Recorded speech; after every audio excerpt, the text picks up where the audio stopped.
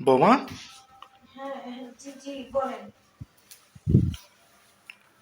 কি ব্যাপার? কোথাও যাচ্ছ তুমি? আপনি আসছেন আমাকে ডেকে ডেকে ঢুকবেন না? তা এখন আমি জানি তুমি ঘরের মধ্যে কি করছো না করছো। আপনার আপনার কিছু লাগবে? লাগতো তো, এখন তুমি বাইরে যাচ্ছ। বলেন কি লাগবে? লাগবে তো, একটা এক কাপ চা বানিয়ে দিলে ভালো হতো,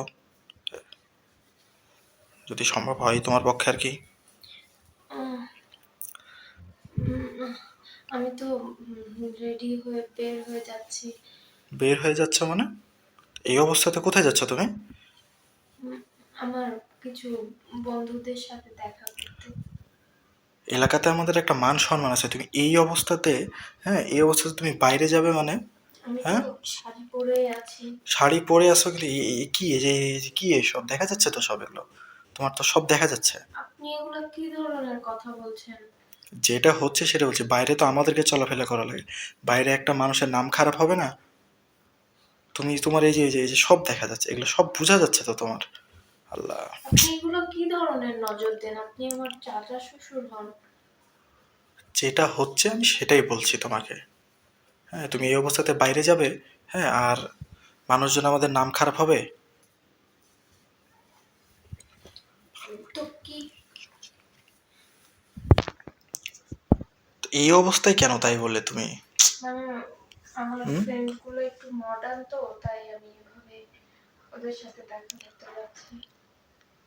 তাই বলে এই সব এই যে এগুলো বোঝা যাচ্ছে রে বাবা, তুমি এইভাবে বাইরে যদি যাও, হ্যাঁ, তা আমাদের বংশের মান ইজ্জত কিচ্ছু থাকবে না। হ্যাঁ, আমাদের একটা তোমার মান সম্মান বলে তো জিনিস আছে নাকি? এগুলো তো তোমাকে দেখা লাগবে। আর এই ছেলেটা বিয়ে শাদী করে মানে ওর হুঁশ জ্ঞান কিছু নাই, বউ কি করে বেড়াচ্ছে, নষ্টামি করে বেড়াচ্ছে না কি করে বেড়াচ্ছে কোনো কি দেখার কিছু নাই। নষ্টামি করছি? আপনি এগুলো কি কথা বলছেন? আপনার ছেলে পারে না জন্যই তো আমাকে এভাবে বাইরে যেতে হয়। মানে? পারে না মানে? কি পারে না? আপনাদের তো সে কবে থেকেই কথা। হ্যাঁ, 2 বছর 3 বছর হয়ে যাচ্ছে। আমাদের তো বিয়ের আজকে 5 বছর চলছে। তো আপনার ছেলে তো এখন পর্যন্ত কোনো বাচ্চা কাচ্চা দিতে পারলো না।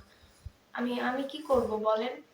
তো বাচ্চা সে তো কাচ্চা, পারে না তো কিছু বাচ্চা করতে। কাচ্চা দিতে পারে না তাই বলে তুমি বাইরে যাবা? বাড়িতে আর কি আমরা নাই? আমাদের সাথে কি কথা বলা যায় না?